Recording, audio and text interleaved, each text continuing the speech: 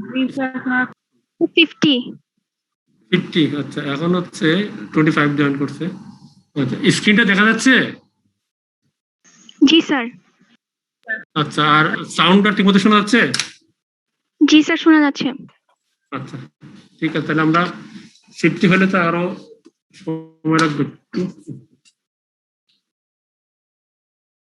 তোমাদের আবার এই আজকে ক্লাস আছে আর না স্যার হ্যালো ক্লাস নেই আছে তাহলে 30 এ জয়েন করেছে আমরা স্যার অনেকে ওয়েটিং এ আছে অ্যাকসেপ্ট করতে হবে হ্যাঁ স্যার ওয়েটিং এ আছে অনেকে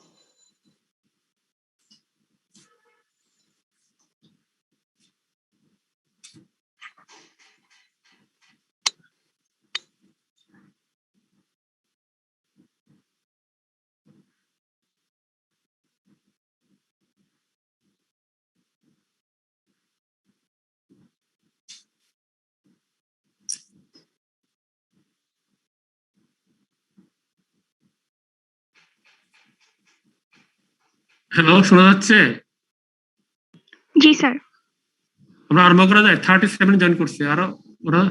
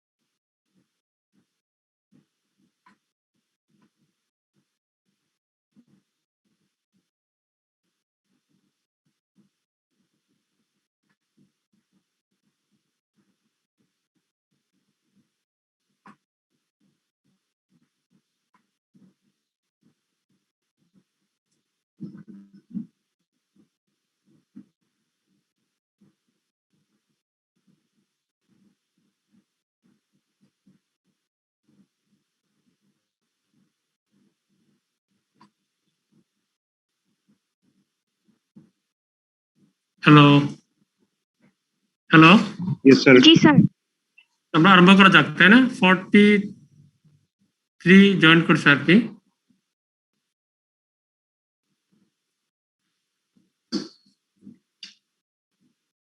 আমরা শুরু করি তাহলে কেমন Okay, sir. হ্যাঁ ওকে স্যার জি স্যার আচ্ছা Assalamu alaikum. Welcome to all today's lecture. Our today's lecture is approach to a patient with cardiovascular system. Cardiovascular symptoms. Cardiovascular symptom একটা পেশেন্টকে আমরা কিভাবে অ্যাপ্রোচ করব সেটা। আমার সাথে আগে তোমাদের কোনো ক্লাস ছিল না প্রথম? স্যার হয়েছিল আগে। আচ্ছা, আগে হয়েছিল না? আচ্ছা, তাহলে তো তোমরা তোমাদের সাথে পরিচয় আছে। এখন স্যার ওয়েটিং আছে অনেকে। ওয়েটিং আছে, আচ্ছা দেখি তো।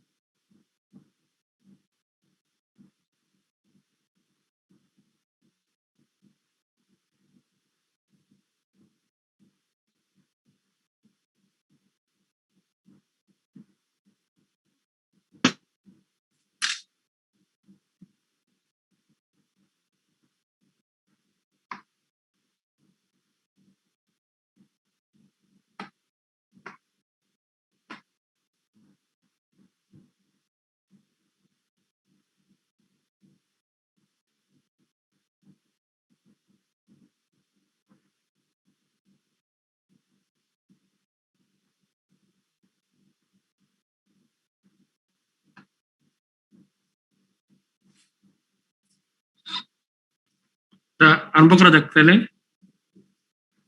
হ্যালো, জি স্যার। আজকে আমাদের লেকচারের বিষয় হচ্ছে approach to a patient with cardiovascular symptoms. আচ্ছা, তাহলে একটা হতে পারে অ্যাপ্রোচ, একটা হতে পারে ইভালুয়েট, আর একটা হতে পারে ম্যানেজ, তাই না?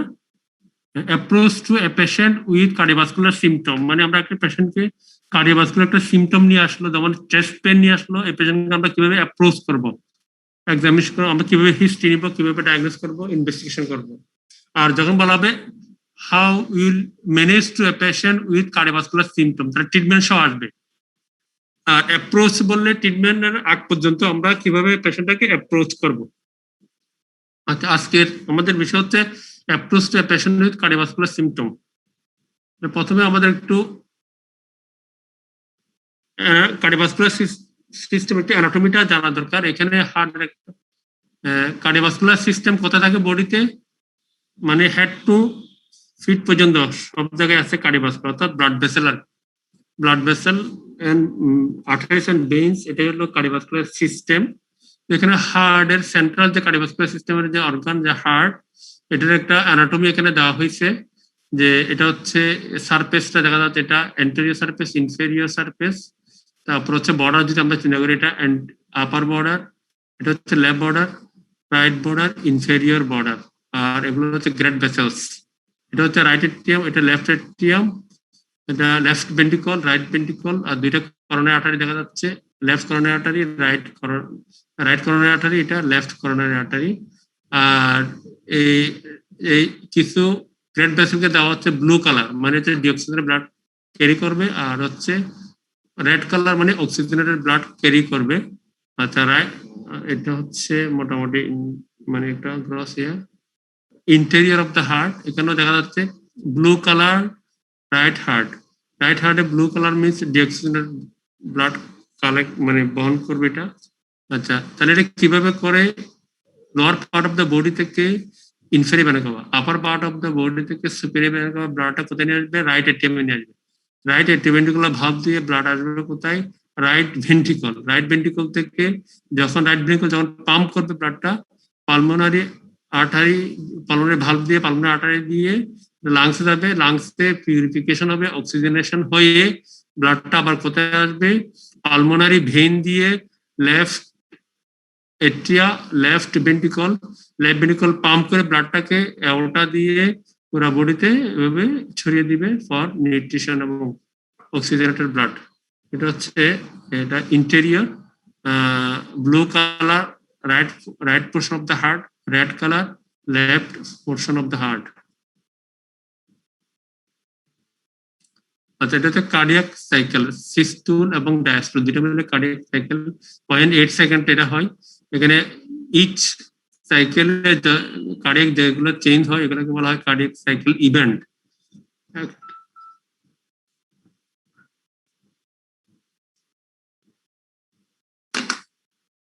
আচ্ছা, এখন এটা হলো দ্য সিমটমস। এখন হচ্ছে কার্ডিওভাস্কুলার সিমটমস মিন পেশেন্ট যা বলবে, পেশেন্টের যে সমস্যা যেটা বলবে সেটা হচ্ছে সিমটম। আমরা এক্সামিনেশন করে যেটা পাবো সেটা হচ্ছে sign.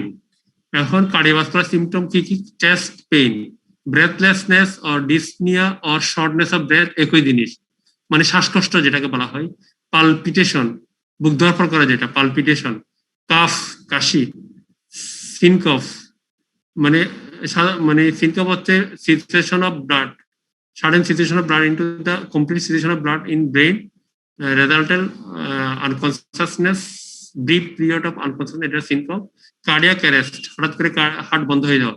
Heart failure, abnormal heart sound, fatigue মানে দুর্বলতা বা অসারতা যেটাকে বলা হয়, এগুলো নিয়ে আসতে পারে পেশেন্ট। তো আমাদের মানে মেইন কনসার্ন হচ্ছে চেস্ট পেইন, কারণ বেশিরভাগ পেশেন্ট চেস্ট পেইন নিয়ে আসে।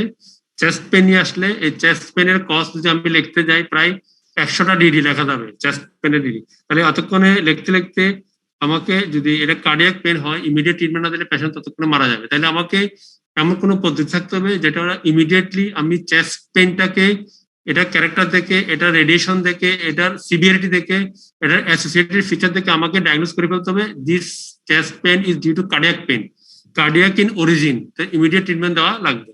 আমরা কিভাবে মানে করা যায় সেটা আজকে দেখবো। আমরা চেস্ট পেইনটাকে মেইনলি আমরা ইভালুয়েট করব। আচ্ছা, এখন চেস্ট পেইন আমরা যদি দেখি কার্ডিয়াক হতে পারে, নন কার্ডিয়াক হতে পারে। কার্ডিয়াক কি? এনজাইনা, এটা stable angina, unstable angina. Myocardial infarction হতে পারে, এটা non ST related myocardial infarction আর ST related myocardial infarction. Pericarditis, myocarditis, aortic dissection.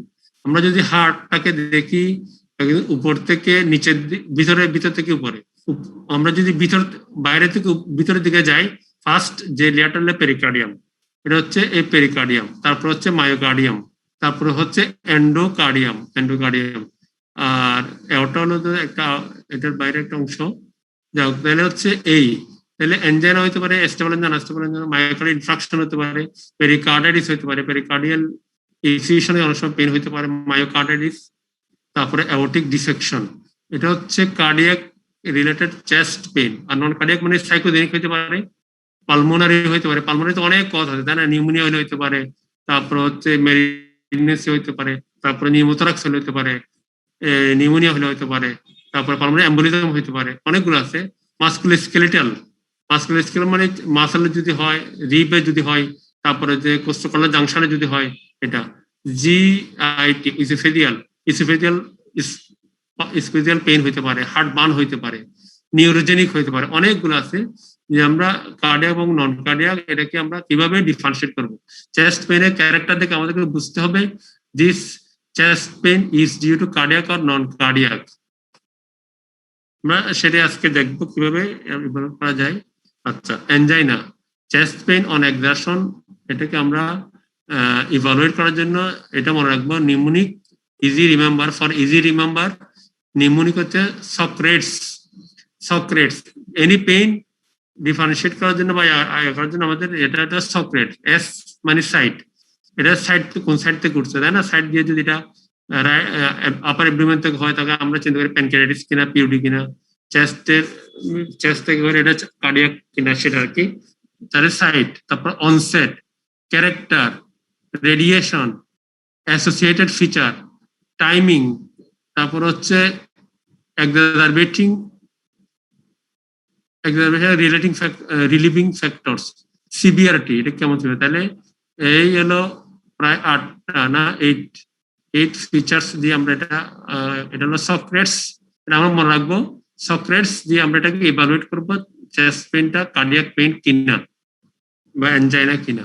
আচ্ছা, সক্রেটস এর প্রথম অক্ষর হচ্ছে, প্রথম লেটার হচ্ছে এস, এস হলো সেন্টার। তাহলে কার্ডিয়াক পেইনটা এখানে হবে centre of the chest, patient এই জায়গাটা দেখাবে সেন্টার অফ দ্য চেস্ট। তাহলে সেন্টার অফ দ্য চেস্ট রেট্রোস্টার্নাল, স্টার্নামের পিছনে লেফট সাইডের এখানে হইতে পারে, এটা হচ্ছে পেরিকার্ডিয়াল পেইনটা এদিকে হয়। তাহলে সেন্টার অফ দ্য চেস্ট, তাহলে আমরা বুঝলাম সাইড। যদি কার্ডিয়াক পেইন হবে সেন্টার অফ দ্য চেস্ট, আর আদার্স পেইন লাংস এর পেইনটা হবে এটা পেরিফেরিতে হবে, এদিকে হবে, এদিকে হবে, এই জায়গায়। আচ্ছা,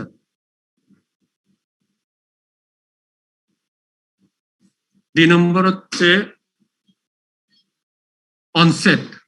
আমরা 1 নম্বর পেলাম সাইড, সাইড দিয়ে আমরা বুঝবো। 2 নম্বর onset, angina over 1 to 2 minute, MI rapid over a few minutes, aortic dissection, aorta যদি ফেটে যায় ইয়া হয়ে যায়, ভেরি সাডেন অনসেট। পেরিকার্ডিয়াল যে পেইনটা, pericardial gradual postural change may aggravate, postural change may suddenly aggravate। তাহলে অনসেট থেকে আমরা বুঝতে পারবো যে এটা কার্ডিয়াক পেইন কিনা। মানে অ্যানজাইনা ওভার 1 to 2 মিনিটস হবে, MI myocardial infraction rapid over a few minutes. আচ্ছা, আমরা যদি ইসকেমিক হার্ট ডিজিজ কে ভাগ করি তাহলে একদিকে হলো stable angina or angina pectoris বলা হয়, অ্যানজাইনা পেক্টোরিস। আর একদিকে হচ্ছে ACS, acute coronary syndrome. Acute coronary syndrome আছে আনস্টেবল অ্যানজাইনা, এমআই। এমআই তে আবার 2 রকম হতে পারে, ST segment elevated, non ST elevated MI. আচ্ছা, তাহলে এটা হচ্ছে onset, angina over 1 minute, MI rapid over a few minutes, aortic dissection very sudden onset হবে। আর পেরিকার্ডিয়াম হচ্ছে গ্রাজুয়াল পোস্টুরাল চেঞ্জ মে সাডেনলি অ্যাগ্রাভেট।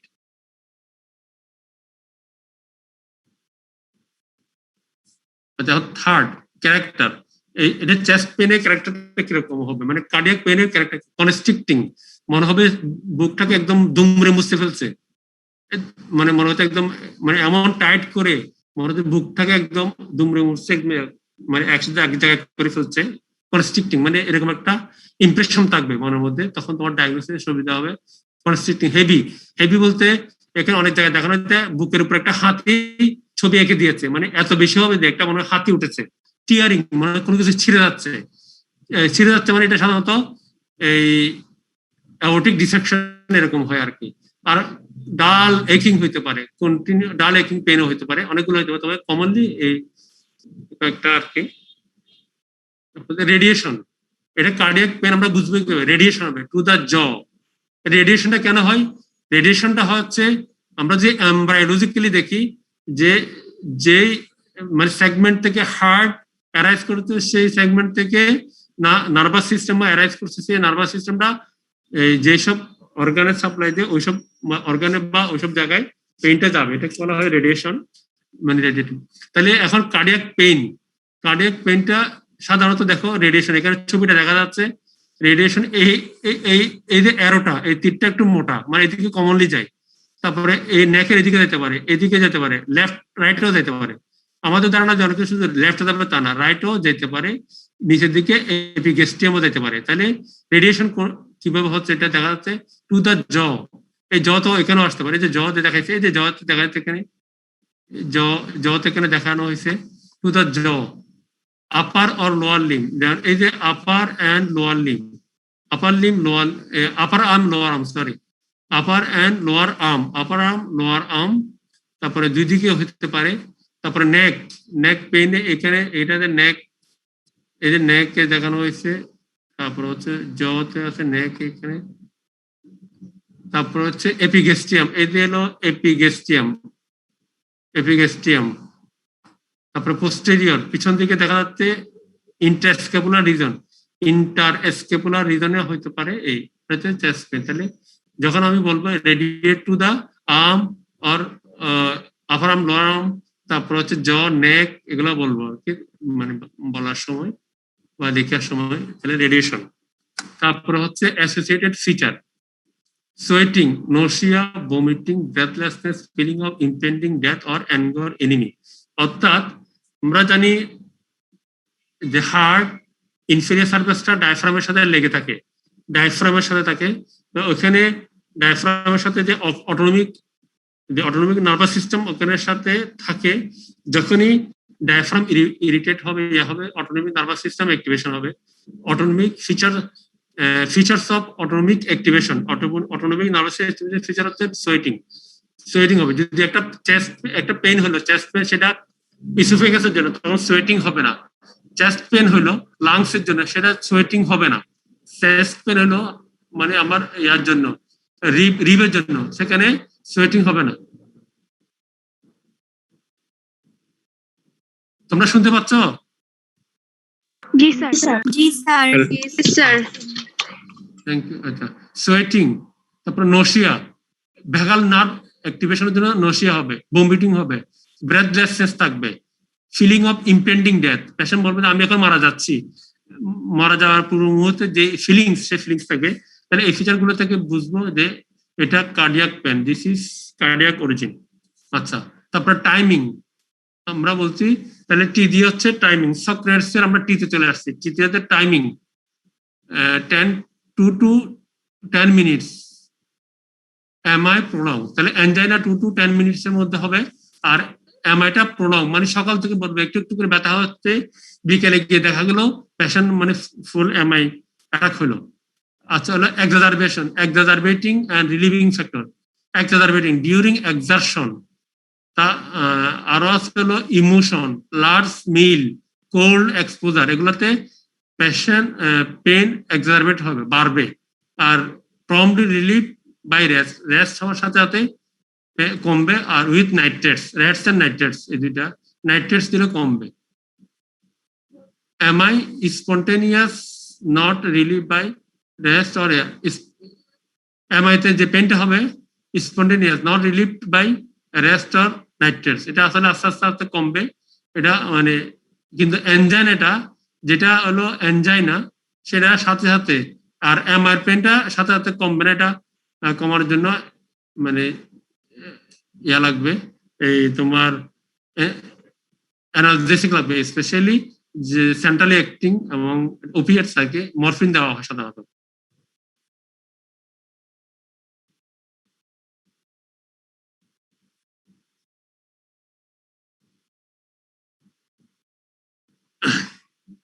আচ্ছা, এখন তো severity angina mild to moderate, MI usually severe, aortic dissection very severe, pericarditis may be severe। তাহলে আমরা severity দেখেও বলতে পারবো angina মানে angina pectoris, যেটা হলো স্টেবল angina, যেটা মাইল্ড টু মডারেট হয়। MI হচ্ছে ইউজুয়ালি সিভিয়ার, aortic dissection হচ্ছে ভেরি সিভিয়ার। তারপর পেরিকার্ডাইটিস হচ্ছে পেরিকার্ডাইটিস হচ্ছে মেবি সিভিয়ার। এখন severe chest pain, sudden onset severe chest pain হলে তোমরা ডিডিতে sudden onset severe chest pain কেমন তোমরা এসিএস মানে এমআইডিটি লিখতে হবে, অ্যাওর্টিক ডিসেকশন লিখতে হবে, তারপরে তোমাকে এই মানে মানে টেনশন নিউমোথোরাক্স লেখা রাখবে, পালমোনারি এম্বোলিজম, অ্যাওর্টিক, 4-5টা ডিডি তোমাদেরকে মানে জানা লাগবে। Sudden onset severe chest pain, sudden onset severe chest pen MI ACS বলতে পারো, এমআই না বলে এসিএস, তারপর হচ্ছে অ্যাওর্টিক ডিসেকশন, টেনশন নিউমোথোরাক্স, তারপর হচ্ছে পালমোনারি এম্বোলিজম। এই 4টা ডিডি তোমাদেরকে জানতে হবে।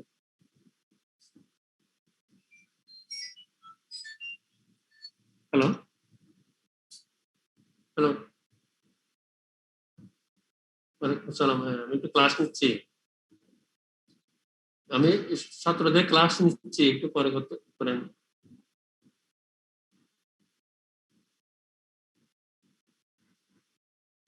হ্যাঁ হ্যাঁ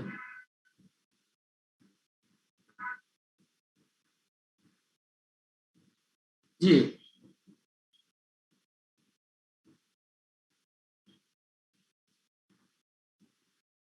আমি আগামী সপ্তাহে ইনশাল্লাহ আসবো। আচ্ছা আচ্ছা আচ্ছা, কবে যাচ্ছে? এখন তো আমি আজকে একটু বাড়িতে যাবো, চিরাং থেকে, আমি শহর থেকে গ্রামে পরে চলে যাচ্ছি একটু কাজে। উনি কালকে আসুন না,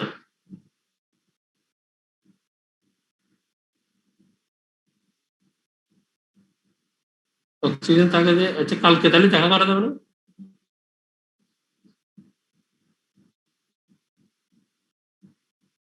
আচ্ছা আচ্ছা ঠিক আছে তাহলে। আচ্ছা আচ্ছা ঠিক আছে, আচ্ছা আচ্ছা আচ্ছা ঠিক আছে। আচ্ছা তাহলে এখন হচ্ছে এই তাহলে বোঝা গেছে তোমরা যেটা খুব গুরুত্বপূর্ণ, আমি জন্য আবার একটু ব্যাক করছি। তাহলে এনজাইনা, এনজাইনা অর্চেস মানে এনজাইনা এক্সহাউশন, এটা তোমরা এই মনে রাখবে কিভাবে? For easy remember, easy remember আমাদের এটা হচ্ছে সক্রেটস, এস দিয়ে সিভিয়ার সাইট, ও দিয়ে হচ্ছে অনসেট, সি হচ্ছে ক্যারেক্টার, আর দিয়ে হচ্ছে রেডিয়েশন, এ দিয়ে হলো অ্যাসোসিয়েটেড ফিচার্স, টি দিয়ে হচ্ছে টাইমিং, ই হচ্ছে এক্সাজারবেটিং এন্ড রিলিভিং ফ্যাক্টর, আর হচ্ছে সিভিয়ারিটি। সি আমরা চেস্ট পেনকে ইভালুয়েট করব। This chest pain is due to MI, অর্থাৎ কার্ডিয়াক অর নন কার্ডিয়াক করে দিন, যদি এমআই হয় ইমিডিয়েট ট্রিটমেন্ট দিতে হবে, সেই কারণে আমাদের এটাই। আচ্ছা তারপরে হচ্ছে এগুলো আমরা দেখালাম, site onset, character, radiation, associated features, timing, timing আছে, এক্সাজারবেশন আছে, আর হচ্ছে সিভিয়ারিটি।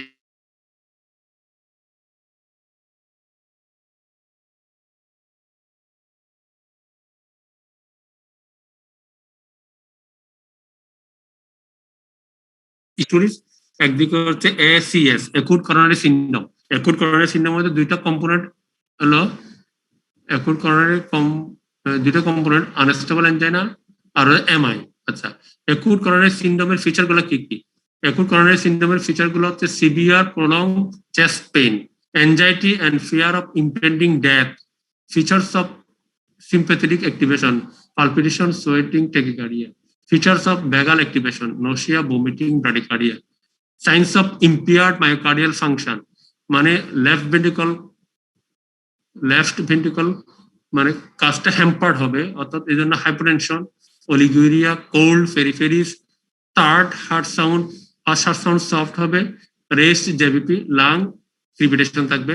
এগুলো হচ্ছে impaired myocardial function.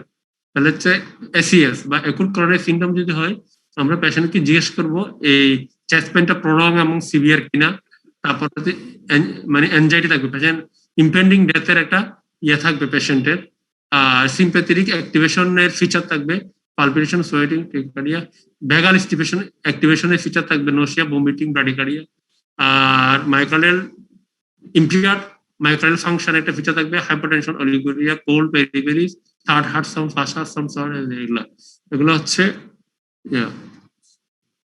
Shortness of breadth. আমরা আটটা ফিচার বললাম কি, shortness of breadth or breathlessness or breathlessness, shortness of breath or dyspnea একই জিনিস।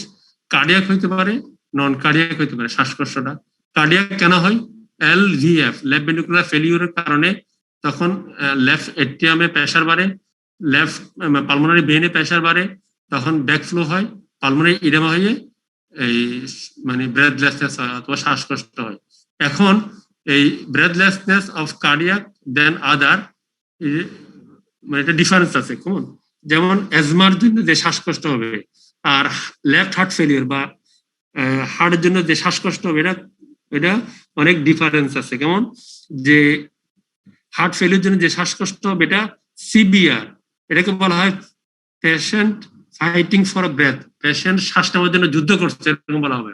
আচ্ছা, একটা তাহলে এলভিএফ, একটা ক্রনিক হার্ট ফেলিওর জন্য, কনজেস্টিভ হার্ট ফেলিওর জন্য হতে পারে, ইসকেমিক হার্ট ডিজিজের জন্য আইএসডি, ভালভিউলার হার্ট ডিজিজ, ভালভিউলার হার্ট ডিজিজের জন্য হতে পারে, কার্ডাইটিস, কার্ডাইটিসের জন্য হইতে পারে কার্ডাইটিস। কেমন? কার্ডাইটিস। তারপর হচ্ছে পেরিকার্ডিয়াল ইফিউশনের জন্য, পালমোনারি হাইপারটেনশনের জন্য শ্বাসকষ্ট হইতে পারে। নন কার্ডিয়াক অনেকগুলো কজ আছে।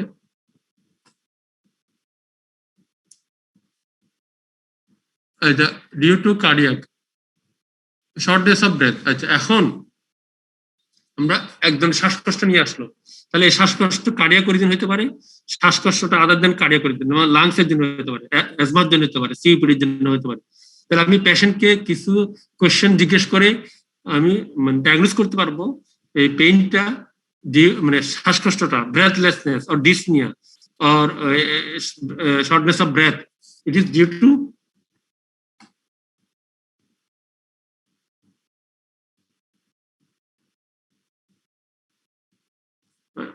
shortness of breath is due to cardiac or non cardiac। আচ্ছা, যদি ব্রেথলেসনেস ডিউ টু কার্ডিয়াক হয় তখন চেস্ট পেন থাকবে, পালপিটেশন থাকবে, সোয়েটিং থাকবে, নোশিয়া থাকবে। এই কন্ডিশনগুলো যদি থাকে তাহলে আমি মনে করবো পেশেন্টের যে ব্রেথলেসনেস হচ্ছে, এই breathlessness is due to heart failure or other cause. আর লাংস এর জন্য যদি হয় ব্রেথলেসনেস, তখন থাকবো আমরা cough, wheeze, haemoptysis, stridor, cough, wheeze, haemoptysis and stridor. এটা যে আমি ইভালুয়েট করতে পারবো সহজে।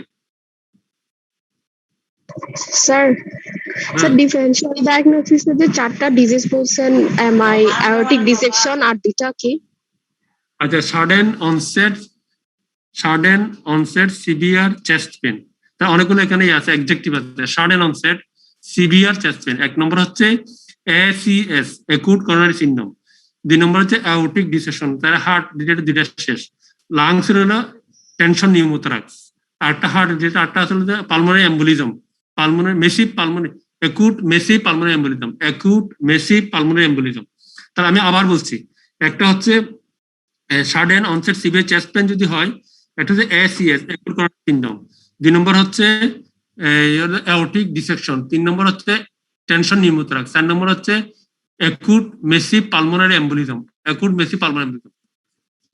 আচ্ছা, তাহলে এখন শর্টনেস অফ ব্রেথ, এটা কার্ডিয়াক হতে পারে, নন কার্ডিয়াক। কার্ডিয়াক কেন হবে আমরা সেগুলো দেখাইলাম। আর নন কার্ডিয়াক তো তোমরা জানো, এই যে অ্যাজমা, সিওপিডি, নিউমোনিয়া, তারপর হচ্ছে প্লুরাল ইনফেকশন, এগুলো আর কি টিউবারকুলোসিস, এগুলোর জন্য হয়। আচ্ছা, এই যে শর্টনেস অফ ব্রেথ, এটা তো কমন একটা সিমটম, এটাকে ইভালুয়েট করবা due to this shortness of breath or dyspnoea or breathlessness, cardiac আর নন কার্ডিয়াক। কার্ডিয়াক হলে তার সাথে পেশেন্ট কমপ্লেন করতে চেস্ট পেইন আছে, পালপিটেশন আছে, সোয়েটিং আছে, নোশিয়া আছে। আর লাংস এর জন্য যদি হয় কাফ, হুইজ, হিমোস্টাইসিস, স্টাইডর। আচ্ছা, তারপরে কাফ, স্যার হিমোপ্টাইসিস মানে কি? আচ্ছা, হিমোপ্টাইসিস হলো কাফিং out of blood, কাফিং out of blood. Blood যদি কাশির সাথে, কফের সাথে যায়, স্পুরামের সাথে, এটাকে বলে হিমোপ্টাইসিস। ব্লাড যখন ইউরিনের সাথে যাবে এটাকে বলে হিমাচুরিয়া। ব্লাড যখন বমির সাথে যাবে এটাকে বলে হেমাটোমেসিস। ব্লাড যখন অল্টার্ড হয়ে স্টুলের সাথে যাবে মেলেনা। আর ব্লাড এগুলো হচ্ছে বোঝা গেছে? ব্লাডের বিভিন্ন ধরনের মানে অ্যাবনর্মাল আর কি যাওয়া, অ্যাবনর্মাল বডি থেকে যে অ্যাবনর্মালি ব্লাড আউট হয় এটা আর কি। আর নাক দিয়ে গেলে এপিস্টেক্সিস। ঠিক আছে, বোঝা গেছে? Yes, sir. হ্যাঁ, আচ্ছা। এখন হচ্ছে লাংস এর জন্য হলো কাফ, হুইজ, হেমোপ্টাইসিস, শ্বাসকষ্ট হচ্ছে তার সাথে এগুলো থাকলে এটা শ্বাসকষ্ট মানে breathlessness due to lungs origin. এখন কাশি, কাশি নিয়ে আসেন এমন কোন রোগী নেই, তাহলে কাশি কার্ডিয়াক নন কার্ডিয়াক, কার্ডিয়াক কেন হইতে পারে? আগের মতো এলভিএফ, ক্রনিক মানে congestive heart failure, valvular heart disease, তারপরে এগুলো মেইন আর কারো আছে। আর নন কার্ডিয়াক তো জানো পালমোনারি, তারপরে হচ্ছে ইয়া হতে পারে। এখন এই কাফটা কার্ডিয়াক অ্যারেস্ট। আর একটা সিমটম আমরা বলেছিলাম sudden and complete loss of cardiac output, sudden and complete loss of cardiac output due to, cardiac output due হবে ডিউ টু অ্যাসিস্টোল, যেমন ventricular tachycardia or ventricular fibrillation or loss of mechanical cardiac contraction. Death is inevitable unless effective treatment is given promptly. মানে cardiac arrest মানে সবকিছু বন্ধ হয়ে যাওয়া হঠাৎ করে। কেন? এটা অ্যাসিস্টল, কোন কারণে অ্যাসিস্টল হয়ে গেছে, মানে একদম বন্ধ হয়ে গেছে সবকিছু। আর হার্টবিট বেশি বেশি হচ্ছে ভেন্ট্রিকুলার ফিব্রিলেশন অথবা মেকানিক্যাল কোনো ধরনের ঝামেলা হচ্ছে, এটা হচ্ছে death is inevitable unless effective. আচ্ছা, আর ক্লিনিক্যালি বুঝবো কিভাবে পেশেন্ট কার্ডিয়াক অ্যারেস্টে আছে? আমি ক্লিনিক্যালি বুঝবো কিভাবে? তিনটা ইয়া দিয়া, আনকনসাসনেস, পালসলেসনেস, ব্রেথলেসনেস, জ্ঞান নাই, পাস নাই, তারপর হচ্ছে শ্বাস নাই। এই তিনটা যদি থাকে তখন বুঝবো যে পেশেন্টটা কার্ডিয়াক অ্যারেস্ট আছে, ইমিডিয়েট ট্রিটমেন্ট দেওয়া লাগবে। কার্ডিয়াক মানে ইমিডিয়েট যদি এর হয় ডিসি শক দেওয়া লাগবে, আর তার সাথে সিপিআর দেওয়া লাগবে। পালপিটেশন অথবা বুক ধরফর করে যেটা আমরা বলি পালপিটেশন, অনেক রোগী বলবে palpitation, the awareness of the heart beat. Normally আমরা হার্টবিটটা বুঝি না, হার্টবিট হলে আমরা বুঝি না। কেন বুঝি না? হার্টবিট, হার্টবিটটা তোমার এটা ইয়া হয়, এটা চলে হলো যে অটোনমিক নার্ভাস সিস্টেম দিয়ে, autonomic nervous system, sympathetic parasympathetic, এটা অটোমেটিকলি চলে। এর জন্য আমরা এটা বুঝি না। আর যখনই হার্ট বিট করছে সেটা বোঝা যাবে, অ্যাওয়ারনেস হবে, এটাকে বলা হয় palpitation. The uncomfortable sensation in the chest associated with a range of arrhythmia.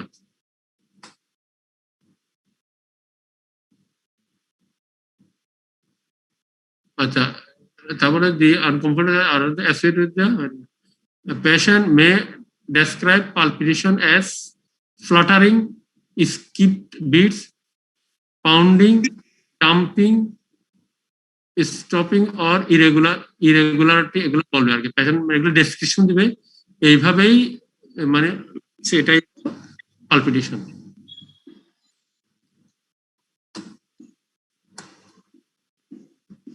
পালপিটেশনের cause কি?